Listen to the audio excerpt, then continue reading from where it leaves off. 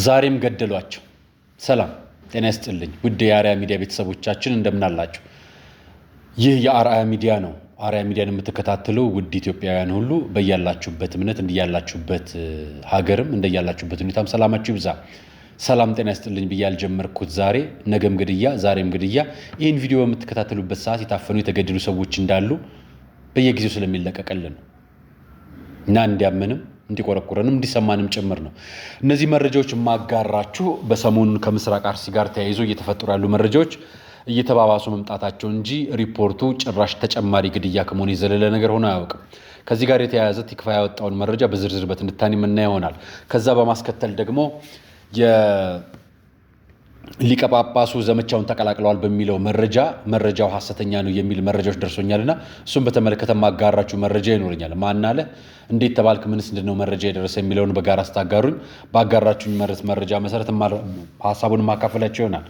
ሌላኛው መረጃ ቤተክርስቲያን ምዕመን ተዘግቶበት ውስጥ ሰባኪው እንዲሰብክ የተደረገበትን ቤተክርስቲያን አሳያችኋለሁ። ሌላ ቦታ አይደለም፣ እዚሁ አዲስ አበባ 5 ኪሎ ቤተ ክህነት እመቤታችን ቅድስት ድንግል ማርያም ቤተክርስቲያን ውስጥ ሰባኪው ሰብኳል፣ ምዕመናኑ ከውጭ በር ተዘግቶበታልና ስብከቱ ለማን ነው ጥያቄውና ይህም በተመለከተ ያስኩላችሁ መረጃ አለኝ። ሌላኛው ደግሞ መነጋገሪያ የሆኑ የሰይፉ ሾው ጉዳይ አለ። በተጨማሪ ጉዳይ ላይ ደግሞ ማመጣላችሁ የአርቲስት ሎሬት አርቲስት ጸጋዬ ሎሬት አርቲስት ጌትነት እንዲሁም በተመለከተ ሰሞኑን ከተደረገለት ሽልማትና ማህበራዊ ሚዲያዎች ላይ እየወጡ ካሉ መረጃዎች ጋር ማቀርብላችሁ ይኖርኛል። አንድ አርቲስት በቅርቡ የወጣችሁ ዛሬ ዕለት ጠዋት መረጃው እየወጣ ያለ መረጃውን አጋራቸዋል። ሌሎችም የተያያዥ መረጃዎች አሉኝ አብሬ ያቀርብላችኋለሁ። እንግዲህ በቅድሚያ ግን ለሞቱት ወገኖቻችን ለሰማዕታት ወገኖቻችን ነፍስ ይማር፣ ለተጎዱትም መጽናናትን ያድልልን። በሀዘን ላይ ላላችሁ ሁላችሁም ኦርቶዶክሳውያንም ከሀገር ውስጥም ከሀገር ውጭም ያላችሁ እኔ ተደጋጋሚ መረጃ ይደርሰኛል። ብዙ የሚያለቅሱ እህቶች፣ እናቶች ይደውሉልኛል፣ ወንድሞች ትደውሉልኛላችሁ፣ አባቶች ትደውሉልኛላችሁ እና ምን ማድረግ አለብን የሚለውም ነገር መፍትሄ የሚያስፈልገን ይመስለናል።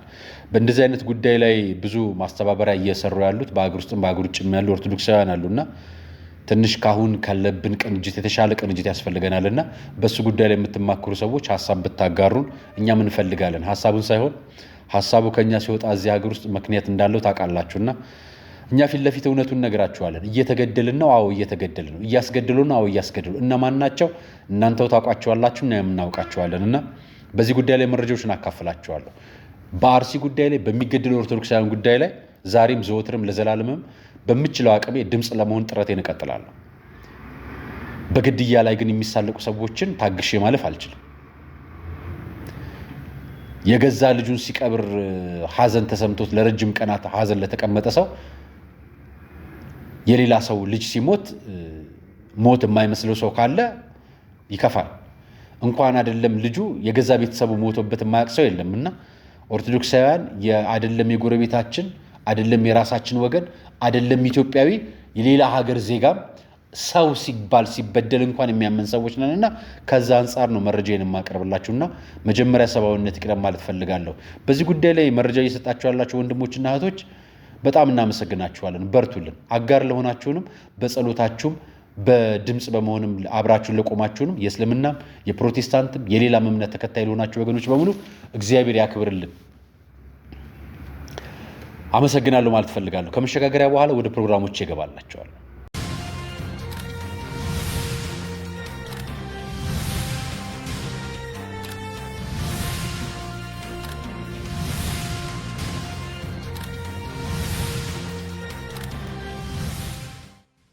አዝኜ ነው የምነግራችሁ። የማሳያችሁ ሬሳ ነው። ይሄ የምታዩት ሬሳ ነው። ትላንትና የሃይማኖት ተቋማት ጉባኤ በአደባባይ መግለጫ እየሰጠ ባለበት ሰዓት ላይ መግለጫውን ከመስጠቱ ከ1 ሰዓት በፊት 4 ሰዓት መግለጫ እሰጣለሁ ብሎ ለጠፈ። ከ4 ሰዓት በፊት 3 ሰዓት ላይ እርሻ ማሳቸው ውስጥ 3 ሰዎች ተገደሉ። 1 ዲያቆን፣ 1 ምዕመን፣ 1 ሕፃን።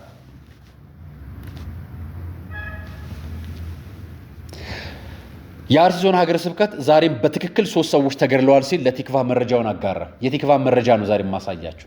ሌሎቹን የማህበረ ቅዱሳን ሌሎች መረጃዎች ቃለ ቀርን ላይ ግቡ እናዩት። የቲክቫን መረጃ በትንታኔ እናየዋለን። ዛሬ የምናየው አርሲ 3 ሰዎች ተገድለዋል። የአርሲ ሀገረ ስብከት የገለጸው ነው። ቲክቫ እንዲህ ሲል አሰራጨ። ተደጋጋሚ ግድያ እንደሚፈጸም በሚነገርበት በኦሮሚያ ክልል አርሲ ዞን ዛሬም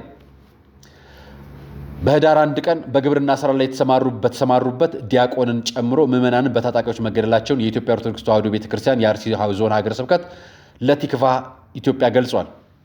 አንድ ሀገረ ስብከቱ አመራር ለቲክቫ ኢትዮጵያ በሰጡት ቃል ዛሬም በትክክል 3 ሰዎች ተገድለዋል ብለዋል።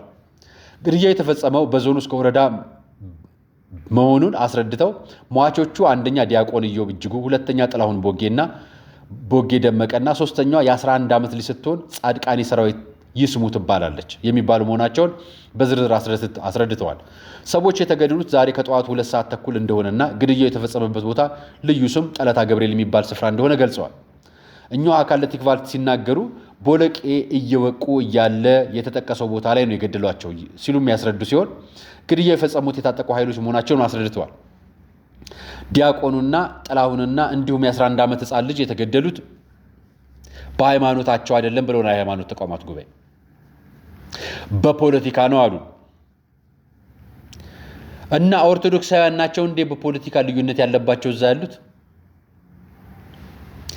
ብሔርም በአንድ ብሔርም አይደለም የተለያዩ ብሔር ናቸው የተገደሉት ብሎና የሃይማኖት ተቋማት ጉባኤ ጉዳዩ ፖለቲካ አይደለም የሚል ሐሳብ መሀል ላይ አጋርተዋል። አሁን ፖለቲካ ነው የሚሉትም አለ። መግለጫው ላይ በዝርዝር ትንታኔ ብትገቡ ሁሉም የተዘበራረቀ መግለጫው ብቻውን ማለት ትላንትናም ላሳያችሁ ሞክሬ ነበር። ሰዎቹ የተገደሉት ከጠዋቱ እንደሆነ ግድያው የተፈጸመበት ቦታም ቦለቄ እየወቁ መሆኑ ከታወቀ በኋላ ከጥቅምት ወር ጀምሮ ስንት ምዕመናን የተገደሉ ናቸው ሲባል እስካሁኗ ሰዓት ድረስ 33 ሰዎች እንደተገደሉ በቲክቫ መረጃ ገልጸዋል። ጥቅምት ወር ከገባ ብቻ 33 ሰው ገድለዋል።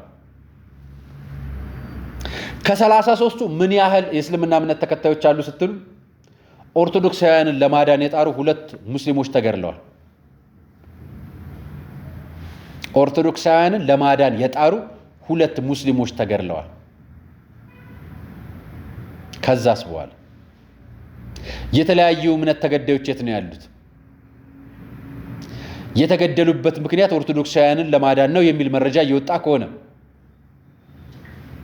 ግድያው ሃይማኖት ተኮር ነው ካላላችሁ 99% ሙስሊም የሚገኝበት እንደሆነ እነ ጀዋርም ሌሎችም እየተናገሩላችሁ ባሉበት ሰዓት የዛሬ 12 ዓመት በገጀራ በሚንጫ እንደሚሉ እየነገሩ ባሉበት ሰዓት የ8 ዓመቷ ሕፃን ፖለቲካዊ ከሆነ የ8 ዓመቷ ሕፃን 8 ቦታ በገጀራ ተቆራርጣ አዳማ ሆስፒታል በምትገኝበት ሰዓት የ4 ዓመቱ ሕፃን በጥይት ተደብድቦ ትከሻውና እጁ ላይ ተመቶ እግሩ በ4 ዓመቱ ሕፃን ሲቆረጥ ባለበት ሰዓት እነዚህ ሕፃናት የፖለቲካ አቋማቸው ምንድን ነው? ፖለቲካዊ ግድያ ከሆነ ፖለቲካ አቋማቸው ምንድን ነበር? እነዚህ ሕፃናት እርሻ ማሳ ላይ እየወቁ ያሉ ሰዎች በፖለቲካ አቋማቸው የተገደሉት ለምን ወቃችሁት ተብለው ነው የተገደሉት? ምንድን ነው እያሰባችሁ ያላችሁት? የ2 ዓመቱ ሕፃን የተገደለው በምን ሕሳቤ ነው? የ4 ዓመቱ አዛውንት የተገደሉት በምን ሕሳቤ ነው? የኢትዮጵያ ኦርቶዶክስ ተዋሕዶ ቤተክርስቲያን ከ2 ዓመት ሕፃን እስከ 74 ዓመት አዛውንት እንደተገደሉ በቋሚ ሲኖዶስ ተገልጿል። የሀገረ ስብከቱ መግለጫ ለሃይማኖት ተቋማት ጉባኤ ሳይሆን ለኢትዮጵያ ኦርቶዶክስ ተዋሕዶ ቤተክርስቲያን የገለጸው ይህን መግለጫ ነው ተገልጿል። የአሰኮ ወረዳ ግድያ የተፈጸመው የኢትዮጵያ ሃይማኖት ተቋማት ጉባኤ ጥቅምት 2018 አጋማሽ ጀምሮ በአሁኑ በዞኑ የተፈጸመው ግድያ ለማጣራት ላኩት ያለው ልዑካን ቡድን ያጠናከረው መረጃ ዙርም ሪፖርት ባቀረበት በተመሳሳይ ቀን ነው የሪፖርት የቀረበው። በዚህም ልዑካኑ በ4 ወረዳዎች አሰባሰብኩት ባለው መረጃ ሪፖርት ግድያ መፈጸሙን ገልጾ በአርሲ ዞን ምዕመናን ላይ የተፈጸመው አሰቃቂ ግድያ የፈጸሙት በኦሮሚያና በአማራ ክልል ታጥቀው የሚንቀሳቀሱ ኃይሎች ስለመሆናቸው መረጃ አግኝተናል ብሏል የሃይማኖት ተቋማት ጉባኤ። ይሁን እንጂ በጥቅምት ወር 2018 ስለተፈጸመው ግድያ ምላሽ እንዲሰጡ ምንም እንኳን ቲክቫ ኢትዮጵያ ወደ ክልሉና ዞኑ አካላት ሙከራ አድርጎ ቀጥተኛ ምላሽ ለመስጠት ፈቃደኛ ባይሆኑም የአርሲ ዞን አስተዳዳሪ አቶ ኢብራሂም ከድር ግን በዞኑ ግድያ ተፈጸመ መባሉ ሐሰት ነው ሲሉ ለቢቢሲ በወቅቱ ገልጸው ነበር። አሁንና ያይዘው አይደለም ክልሉ አላረጋገጥኩም የሞተ ሰው የለም የሚሉት አቶ ኢብራሂም አሉ። እንደገና ደግሞ ኦርቶዶክሳውያን ብቻ አልተገደሉም የሃይማኖት ጥቃት አይደለም የሚሉ አሉ። እንደገና ደግሞ የሃይማኖት ተቋማት ጉባኤ አለ። እንደገና ደግሞ ፖለቲካዊ ይዘት አለው የሚሉ አሉ። ሶስቱ እንዴት አንድ ይሆናል? በክልሉ ውስጥ ሰው አልተገደለም የሚሉት አስተዳዳሪ ቁጭ ባሉበት የሃይማኖት ተቋማት ጉባኤ በታጀበ ታጣቂ በሄዳችሁበት እናንተ በታጠቀ ታጅባችሁ ሄዳችሁት ላለመገደል ነው። እነሱ እዛ ደግሞ የሚገሏቸው መካከል ነው ቁጭ ያሉት። የትኞቹ ገዳይ እንደሆኑ እዛ ያሉት ነዋሪዎች ያውቃሉ። እነማን ገዳዮች እንደሆኑም ለይተው ያውቋቸዋል። ነገር ግን እናንተ ዞር ስትሉ እንደሚገደሉ ያውቃሉ። በ12 በ13 ተገለው እኮ በ12 ታግተው እኮ የጸጥታ ተቋማት ኖረው በ13 ተመለው ተገድለዋል። ጸጥታ ተቋማቱ አላደኗቸው። ስለዚህ የእናንተ መሄድና ይሄን መግለጫ መስጠት ምንም ትርጉም የለው። አንደኛው የምናሳየው ነገር። ሁለተኛው ስለ ጠቀምቱ ጉዳይ ምላሽ የተጠየቁት የክልሉ ደግሞ አንዱ አመራር ምን አሉ መሰላችሁ? እንደው አርሲ ምን አጥፍቶ ነው የሚጠቃው ሲሉ ቅሬታቸውን አሰምተዋል። እኚህ ግለሰብ ማንነታቸው እንዲገለጽ ለቲክፋ አልፈለጉም። በሌላ በኩል ጉባኤው በዛሬው ባቀረበው ሪፖርት ግድያውን የአንድ ሃይማኖትና ብሔር ትኩረት ያደረገ አይደለም ብሏል በሚል ለዚሁ ሪፖርት አስተያየት እንዲሰጡ የአርሲ ዞንን ሀገረ ስብከት አካልን የጠየቀን ሲሆን በጉዳዩ ላይ ተገርመው ተደንቀው ነበር። ሃይማኖትንና ብሔርን ትኩረት ያደረገ አይደለም ሲባሉ እሳቸው ተደንቀው ነበር። ሃይማኖትን ማድረጉን ራሳቸውም ገልጸው ስለነበረ ለራሳቸው ሃይማኖት ሪፖርት አቀርበዋል። ከአዲስ አበባ የሄዱት በመሳሪያ ታጅበው ሪፖርት እንዲያቀርበው የተላኩት ግለሰቦች የሃይማኖት ወኪሎች ታጅበው ነው የወጡት። እነሱን እዛ ትተዋቸው የሀገረ ስብከቱ አመራር እዛው ነው ያለው፣ ስራ አስኪያጁ እዛው ነው ያለው፣ ግድያውን ሪፖርት ያደረገው እዛ ነው። ምዕመኖች የተገደሉበት የሀገረ ስብከቱ አመራር ነው። የኢትዮጵያ ኦርቶዶክስ ተዋሕዶ ቤተክርስቲያን መዋቅርን ለመናድ የሃይማኖት ተቋማት ጉባኤ መግለጫ ወጣ። ንዶታል መግለጫው። ስለዚህ አሁን የኢትዮጵያ ኦርቶዶክስ ተዋሕዶ ቤተክርስቲያን በግልጽ ጦርነት ተከፍቶባታል። በሃይማኖት ተቋማት ጉባኤ ቤተ ክህነት ደሞዝ በምትከፍለው ካህንም ቤተ ክርስቲያን በወከለቻቸው የሃይማኖት ተቋማት ጉባኤ ወኪሎችም ጭምር ነው ጦርነት የተከፈተባት። አሁን ጦርነቱ ሸኔ ነው፣ ፋኖ ነው፣ ታጣቂ ነው ምናምን ነው አንልም። ጦርነቱ ያለው እኛው ቤት ውስጥ ነው። መንግስትንም አንወቅስም፣ አንከስም። ታጣቂዎች እነማን እንደሆኑ እነሱ ተናግረዋል። እኛ አንወቅስም፣ አንከስም። ለምን መሰላችሁ ማንወቅሰው ማንከስም? መጀመሪያ እውነቱን የሚናገር እውነተኛ አባት ሲኖረን እናገራለን። ያኔ እውነት ይወጣል። እናንተ ታጅባችሁ ሄዳችሁ ታጅባችሁ ወጣችሁ እዛ መሳሪያውን ይዛችሁ ወጣችሁ እነሱ ባልታጀቡበት በማይጠበቁበት ነገን የፈለጉትን ቢናገሩ እንደሚታፈኑና እንደሚታሰሩ በሚያምኑበትና በሆነበት ስፍራ ላይ ምን እውነት እንዲነግሯችሁ? ወይስ እናንተ ለኦርቶዶክሳውያን መገደል ኦርቶዶክሳውያን ሰብስባችሁ አናግራችሁ ታውቃላችሁ? አላናገራችሁ። የሃይማኖት ተቋማቱን የሃይማኖት አባቶችን ብቻ ለይታችሁ አናገራችሁ? አላናገራችሁ። እናንተ ያናገራችሁት እነማን ነው? የሃይማኖት አባቶች። ተገደልኩ ያለው ማን ነው? የኢትዮጵያ ኦርቶዶክስ ተዋሕዶ ምዕመን። ስለዚህ ምዕመኑ ለይታችሁ ለምን አላናገራችሁ? ስለዚህ ተጠቂውን ከአጥቂው ጋር ቀላቅላችሁ ካወያያችሁት እንዴት ብሎ ነው ምላሽ የሚሆንላችሁ? ሌላኛውን ላሳያችሁ። ይሄን መግለጫ ያወጣው የቤተ ክህነት ግለሰብ ይሄ ሰውዬ ያሬድ ይባላል። ስሙ ዘንግቼዋለሁ። ቀሲስ ሊቀ ትጉሃን ምናምን ይሁን አላውቅም። የማዕረግ አለው። ስሙን አልያዝኩትም። አሁን ትሰራላችሁ። ማዕረግ አለው። ክብረ ክህነቱን አልነሳም። ደሞዝ የምትከፍለው ቤተ ክርስቲያን ነች። የቋሚ ሲኖዶሱን መግለጫ ነው የካደው። ውሸት ቢሆን ስህተት ቢሆን እዛው ቁጭ ብሎ ደውሎ ቤተ ክህነት ይህን መረጃ ከየት ነው ያወጣ? የሀገረ ስብከቱ ሰዎች ኑና ማስረጃችሁን አውጡልኝ። እኔ ቤተ ክርስቲያን ሀገረ ስብከቴን ላናገር ይገባል። ሀገረ ስብከቱን ሰብስቦ በመዋቅር አደረጃጀት ምዕመኑን ሰብስቦ ማናገር ይችላል የግለሰብ ተወክሎ ስለሄደ። ነገር ግን ቅዱስ ሲኖዶስ የላከው አካል አለ አይደል? የእሱን ደግሞ ሪፖርት እንሰማለን፣ እንጠብቃለን። ምክንያቱም መረጃው እውነት መሆን ስላለበት። አንድ ሰው ይሄንን ስክሪንሾት አድርጎ ላክልኝ። ትላንትና ቃለ ቀርና ያወጣሁት መረጃ ነው።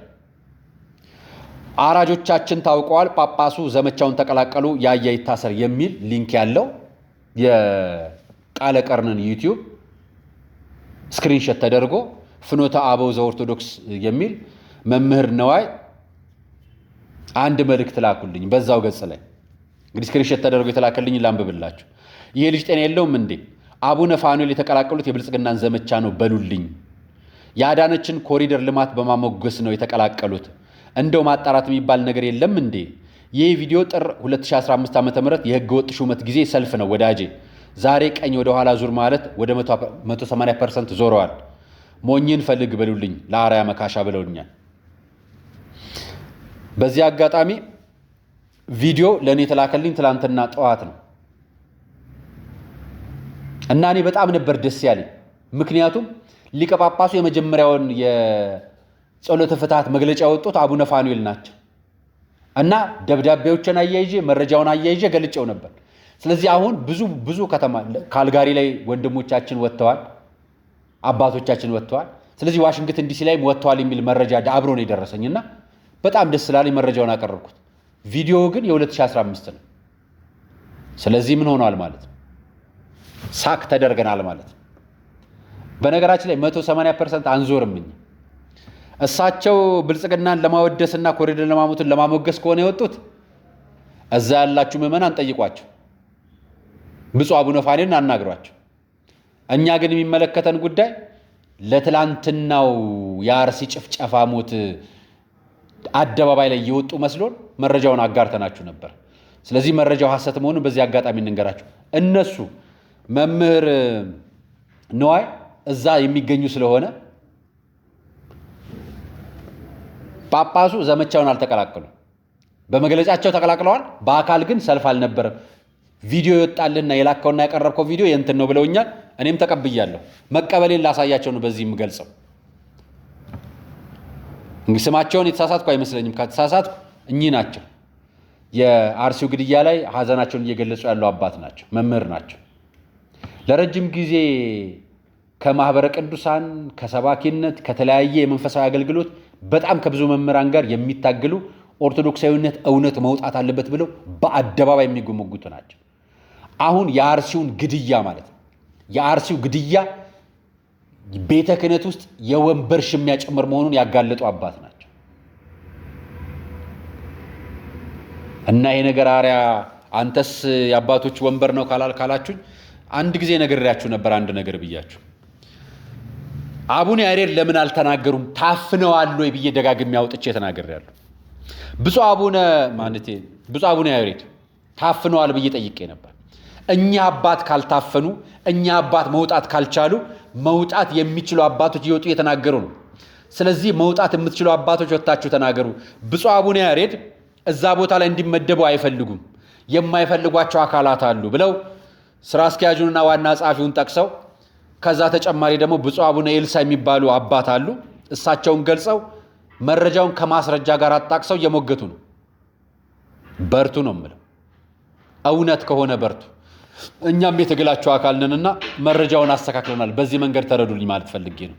5 ኪሎ ላይ ስብከት ይሰበካል። መቼም ቤተ ክርስቲያን በቅጥረ ግቢዋ በአራቱም አቅጣጫ ምዕመናን ገብተው የ11 ሰዓት ሰርክ ጉባኤ ይከናወናል። ይሄ የተለመደ ነው። ይሄ በየሀገረ ስብከቱ በየደብራቱ በየገዳማቱ ያለ ነው። ይሄ ይታወቃል። ጳጳሳት በሚቀመጡበት መንበር የቤተ ክርስቲያን የመጨረሻው ቤተ መንግስት የሆነበት ስፍራ 5 ኪሎ ቅድስት ማርያም ቤተ ገዳም አጥር ታጥሮ ባጥሩ በሩ ተዘግቶ ምዕመናን ይሰበካሉ። ከአጥር ውጭ ያላችሁት ገነት አትገቡም እንደተባሉ ከአጥር ውጭ ሆኖ ቆመው ይሰማሉ። ቤተ ክርስቲያን ከመጀመሩ ነው በሯን ዘግታ የምትሰብከው? መቼ ነው ቅጥረ ግቢዋን ዘግታ የምትሰብከው? ምዕመናንስ መቼ ነው ገብተው የሚሰበኩት?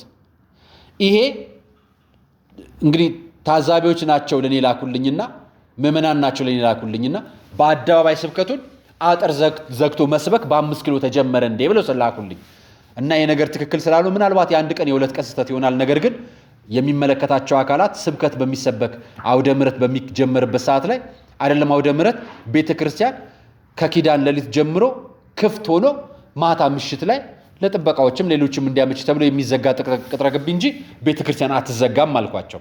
ስለማይዘጋ አንዳንድ ጊዜ ስለሚያጋጥም ይሄንን ተመልከቱ አባቶች። ሌላ ቦታ እንዳይገጠም እናንተም በአገር ስብከታችሁ እንዲህ አይነት ምልክቶችን አስተላልፉላቸው። ምዕመናን የታዘቡት ነው። ተዋውቀዋል ማለት ነው። ሹፌሩና ትራፊኩ በህግ ተዋውቀዋል ማለት ነው። እኛ ደግሞ በፍቅር ስንተዋወቅ፣ በትህትና ስንተዋወቅ፣ በሰላም ስንተዋወቅ በምልክቶቿ መግባባት እንችላለን። በምልክቶቿ መናበብ እንችላለን። መግባባት ካልቻልን ግን እንኳን በቅድስተ ማርያም ገዳም አጥር ታጥሮባቸው ግቢ እንዳይገቡ ተደርገው ከውጭ የሚሰበኩ ምዕመናን ነው እንግዲህ ይህንን መረጃ ያስተላልፉልን። የሚስተካከል ይመስለኛል። ያው ለአንድ ቀን ለሁለት ቀን ሊገጥም ይችላል። ግን መረጃው አንዳንድ ጊዜ እንዲህ ከሌላ ትዝብትና ለትችት እንዳይዳርግ እንዲህ አይነት በሮች እንዳይዘጉ አጋጣሚውን ለማሳ 5 ኪሎ ስለሆነብኝ ነው በነገራችን ላይ የተናገርኩት። ሌላ ቦታ ቢሆን ያው እንዘለዋለን አንዳንድ ቀን ስለሚገጥም ወይ በሆነ በሚሰራ ነገር ስለሚታለፍ ብዬ ነው። ይህንን ፎቶ ላሳያችሁ ፈለግኩ። አሁን የማሳያችሁ የሬሳ የትላንትኖቹ ሬሶች ናቸው። ትላንትና የተገደሉት ኦርቶዶክሳውያን ወንድሞቻችን ናቸው። እየተገደሉብን ነው። ይህንን ፕሮግራም እየሰራሁላችሁ ማምሻውንም ሌላ ሬሳ እንሰማለን። ምክንያቱም ትላንትና መግለጫው እየወጣውም እነዚህ ሰዎች ተገድለውብናል። እኔ አሁን ነግራችኋለሁ። አሁን የገደላችሁብን እዚህ አዲስ አበባ ነው ያላችሁት። አሁን የገደላችሁት በመግለጫም ነው። አሁን የምትገሉንም በመግለጫው ነው። አሁንም ዝም ምንድን የምትፈልጉት በመግለጫው ነው። በህግ አሁን ምንድን ነው የሚባለው? ተቋም ሞቶብናልኝ። ተቋም ማለት ከሁሉም ተቋም ተውጣቶ እንደ ተቋም መዋቅር የሚሰራና በመዋቅሩ ማህበረሰብ የሚመራ ማለት ነው። ያ ተቋም ሞቶብናል። አሁን የሞቱ ተቋሞች ነው እያየን ያለነው። ለኔ በዚህ ዝምታ ኦርቶዶክሳውያን እየሞቱ ያለቀው አልቆ የተረፈው ተርፎ እኛ ጳጳሶች እንተርፋለን ብላችሁ የምታስቡ ከሆነ ቅዱስ ሲኖዶስ ይሞትብኛል። የሃይማኖት ተቋማት ተሰብስበን አንዱ ለአንዱ እንዳይባባል ሌላ እልቂት እንዳይመጣ ነው ብላችሁ ከሆነ አስተባብላችሁን የምታደርጉት የሃይማኖት ተቋማት ጉባኤ ሞቶብኛል። ስለዚህ የሞቱ ተቋማትን እያየውን የሞቱ ተቋማትን በዚሁ ከቀጠለ ነገር ግን ምዕመኖቻችሁን ማዳን ሀገርን ማዳን ነው። ያለ ህዝብ ሀገር የለም። ያለ ምዕመን ቤተክርስቲያን የለችም። ቤተክርስቲያን የምትኖረው እዛ አርሲ ላይ እግሩ ለተቆረጠው ህፃን ልጅ ነው። ቤተክርስቲያን የኖረችው ስጋው ደግሞ የሚፈተተው ያቺ በገጀራ ተቆራርጣ ሆስፒታል የተኛችው የ8 ዓመት ህፃን ስጋው ደግሞ ተቀብላ የመንግስት ወራሽ እንድትሆን ነው እንጂ ምን ይሰራልናል ቤተክርስቲያን ያለ ምዕመን? ምን ይሰራልናል የሃይማኖት ተቋማት ጉባኤ ያለ ልዩነት በልዩነት የሚያምኑ ሃይማኖት ተቋማት ከሌሉ ምን ይሰራልናል የሃይማኖት ተቋማት ጉባኤ? ምን ያደርግልናል? የሌሎች ሃይማኖቶችና እርስ በርስ ተግባብተው በጋራ እንዲመሩት አይደል እንዴ የታሰበው ነው? ወይንስ ያ አብርሃሚክ ሪሊጅን የሚባለውን የጀመራችሁትን እንቅስቃሴና ያጸደጋችሁትን ፕሮጀክት ለማስፈጸም አሁን ያለው ነገር እንዲቀጥል ትፈልጋላችሁ? ትላንትና አርሲ ላይ የተሰራው ሎጎ ይሄንን ነው ብዙዎች እያጋሩት የሚገኝ። እኔ እናጋርቻችሁ ወደ ዓለማዊ ነገር ልግባላችሁ። ማህበራዊ ጉዳይ ላይ መቼም ይሄንን አባታችን ወንድማችን ታላቃችን አለማክበር ንፉግነት ነው።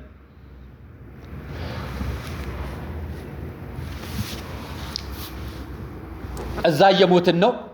መከበር ያለባቸው መከበር አለባቸው፣ መሞገስ ያለባቸው መሞገስ አለባቸው። ዓለም ደግሞ የራሷ ህይወት አላት። አርቲስት ጌትነት ነው አቢሲኒያ ባንክ 5 ሚሊዮን ብር ሸልሞታል። በዚህ ዘመናት በሙሉ ስለ ሀገር፣ ስለ አንድነት፣ ስለ እንባ፣ ስለ መገዳደል ያለቀሰውን ታስታውሳላችሁ። ለዛ ነው ያመጣሁት። ምን ይሰራልናል እርስ በርስ መገዳደል? ምን ይሰራልናል እርስ በርስ በሞት? አንዳችን ለአንዳችን ካልኖርን የኔ ደም ላንተ መርኪያ፣ ያንተ ደም ለኔ መርኪያ ከሆነ ምን ይሰራል ወንድምነታችን? ምን ይሰራል ዘራችን? ምን ይሰራል ሃይማኖታችን? ምን ይሰራል አባቶቻችን? ምን ይሰራሉ ጠባቂዎቻችን? እንዲህ አይነት ሰዎች መከበራቸው ሊያስመሰግን ስለሚገባ እኔም ላመሰግነው መጣሁ። በዚህ የሚገደሉ ምዕመኖች አሉብን፣ በዚህ የሚያልቁ ወገኖች አሉብን፣ በዚህ የሚያለቅሱ ወገኖች አሉብን። አዎ ወንድማችን ታላቃችን የምናከብረው ሎሬት ጌትነት ነው፣ አርቲስት ጌትነት ነው። ለዘመናት ለዓመታት የህዝብ በደል እንባ በግጥሞቹ በድርሰቶቹ በትወናዎቹ ሲያቀርብልን ሲሟገትልን ኖሯልና ላመሰግነው መጣ። እናመሰግናለን አርቲስት ጌትነት ነው። ከዛ በማስከተል ይህንን ልጅ አየሁት። የሰይፉ ፋንታውንና የዚህ ልጅ ውዝግብ የሚል ነገር አየሁ ማህበራዊ ሚዲያ ላይ። ክርስቲያን ናቸው አይደል?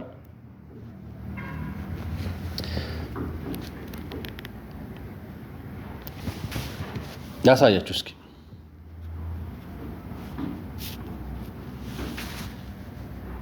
የዩቲናስ ዝግጅት ከቀረበ በኋላ እንግዲህ የአዶናይ አድናቂዎች ለምን ልጃችን አልቀረበም ሲሉ በሰይፉ ቤቤስ ላይ ጠይቀዋል።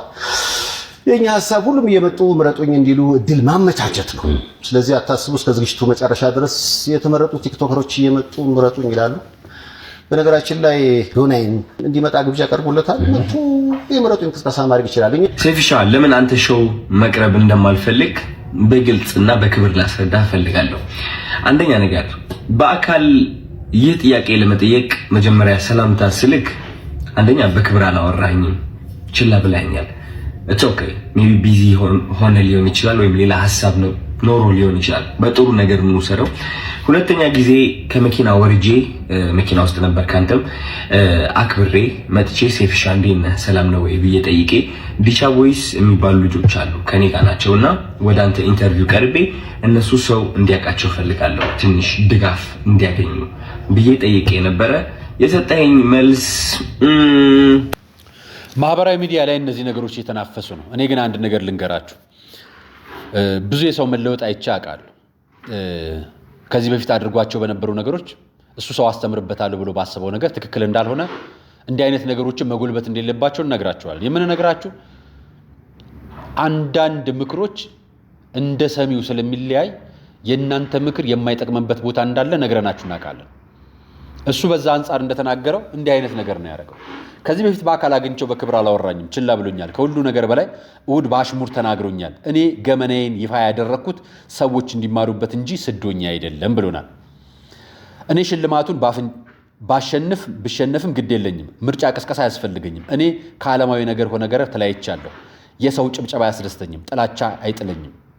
የሰውን መጥፎ ነገር ከምታጎላ ትንሿ ጥሩን ነገር ብታበረታታላለሁ ብሏል። ይሄ ልጅ ማለት ነው። ፋስት መረጃ ላይ የወጣው መረጃ ነው። እና አንድ ነገር ልንገራችሁ፣ ኃጢአተኛ ሁሉ ኃጥ እንደሆነ አይቀርም፣ በደለኛ ሁሉ በዳይ እንደሆነ አይቀርም። እና ለተለወጠው ማንነቱ በርታ ማለት ፈልጋል። ለተለወጠው ማንነቱ ያን ጊዜ ላደረከው ነገር ግን ተገቢ ነው ብዬ አላምነው። ስለዚህ አሁን ያለፈው ነገር አልፏል። ለምታደርጋቸው መልካም ነገሮች በርታ ማለት ስለሚገባ ነውና አንዳንድ ጊዜ በርታ የሚባሉ ነገሮች በርታ መባል አለባቸው። ማህበራዊ ሚዲያ አሁን ሰሞኑን የያዙት አጀንዳዎች ስለሆነ ያቀረብኩላችሁ። ሌላኛው ማህበራዊ ሚዲያ ዛሬ የያዘው አጀንዳ ደግሞ ዘቢባ ግርማ ነች። ድምፃዊ ዘቢባ ግርማ ነኝ። እንግዲህ ዛሬ እንደምታዩት ቆንጅዬ ወንድ ልጅ በሰላም ተገላግያለሁኝ። አሁን ያለሁት ኢትዮ ጠቢብ አጠቃላይ ሆስፒታል በፕሬዘንሻል ሩም ውስጥ ነኝ ያለሁት። እንደምታውቁት ከመጀመሪያዋ ልጄ ጀምሮ እንግዲህ እዚህ ሆስፒታል ነው የወለድኩት። እስቲ አንድ ነገር ልንገራችሁ። እኛ ማህበራዊ ሚዲያ ላይ የምንመጣ አጀንዳዎች፣ ርዕሶች፣ ወቅታዊ ነገሮች አንደኛ ለሀገራችን የሚጠቅም፣ ሁለተኛ ለቤተሰቦቻችን የሚጠቅም፣ ሶስተኛ የምናስረክባት ሀገር እንድትኖረን እንፈልጋለን። ይሄንን የላካችሁልኝ ሰዎች በጣም አመሰግናችኋለሁ። እኔ ግን አንድ ነገር አያይዤ ልንገራችሁ። ሀገራችን ውስጥ ማህበራዊ ሚዲያ የአዶናይንም የዘቢባንም የላካችሁልኝ የጌትነትንም የላካችሁልኝ ሁለቱንም እንደየራሳቸው ለራሳቸው ክብር ይገባቸዋል። ለሁሉም ለየራሳቸው የእነሱን ጉዳይና ሌላውን ጉዳይ እግዚአብሔር ይፈትሸው። ሌላውን ምክንያቱም መንፈሳዊ ነገርም ስለማቀርብ ነኝ። የኔ ግን አቀራረብ አንድ ነገር ልንገራችሁ። ሁላችንም የምንኖረው ካልተገዳደልን ነው። ሁላችንም በሰላም የምንኖረው፣ ሁላችንም ሃይማኖት የሚኖረን ካልተገዳደልን ነው። ሁላችንም ብሔር የሚኖረን ካልተገዳደልን ነው። ሁላችንም ሃይማኖት የሚኖረን ካልተገዳደልን ነው። ሁላችንም ፖለቲካ ድጋፍ የሚኖረን ካልተገዳደልን ነው። ሁላችንም የምንኖረው ግን 80 ዓመት አይበልጥ። ሁላችንም ብንኖር ጠቅላይ ሚኒስትር በሉት፣ ጳጳስ በሉት፣ ከንቲባ በሉት፣ የክልል ፕሬዝዳንት በሉት፣ የዞን አመራር በሉት፣ ገዳይ በሉት፣ ተገዳይ በሉት፣ ዝም ብላችሁ እንዱ ሳይገዳደል ቢቆይ የሚኖረው 80 ዓመት አይሞላም። ማንም ሰው 85 ዓመት የሞላቸውን ሰዎች እያደነቀን ነው አይደል? ይሄ የተፈጠረው በእኛና በእኔና በእናንተ ምክንያት፣ በኃጢአታችን በበደላችን ምክንያት ነው። አርሲም እየሞቱ ያሉት ለተወለዱት እንኳን ማርያም ማረቻችሁ፣ ለተቀየራችሁትም እንኳን እግዚአብሔር ለለውጥ አበቃችሁ። ቀጣይም መልካም ስራ ልትሰሩበት በርቱበት። ለተሸለማችሁትም እስከዛሬ ለህዝብ ድምፅ ነበራችሁ፣ ቀጣይም ለህዝብ ድምፅ ልትሆኑ እንፈልጋለን። ምክንያቱም እኛ ኢትዮጵያውያን ምንጊዜም ከሚበደሉ ጎን እንጂ የበዳዮችን ካባ የምንደርብ የምንሸልም ሰዎች ሆነን አናውቅም። ስለዚህ አሁንም የምንጠይቃችሁ ገዳዮችን አትግደሉ በሏቸው። አስገዳዮቻችን ደግሞ የገዳዮቻችን ብሔር፣ ፖለቲካ፣ ሃይማኖት ስለተቀየረ የገዳዮቻችን የሚያጸድቅ ማንነት የላቸውምና እባካችሁ በሃይማኖት ስም ተጠልላችሁ ገዳዮችን አታጽድቁብን ማለት ፈልጋለሁ። የዛሬ ቆይታ ይህን ይመስላል። አርአያ መካሻ ነበር ፕሮግራም አዘጋጅቼ የቀረብኩላችሁ። ለነበረ ቆይታ አመሰግናለሁ። ይህን ፕሮግራም ሰብስክራይብ፣ ላይክ፣ ሼር ስለምታደርጉልኝ አመሰግናለሁ። ይህን መረጃ ለመምህር ነው ያድርሱልኝ። ሰናይ ቀን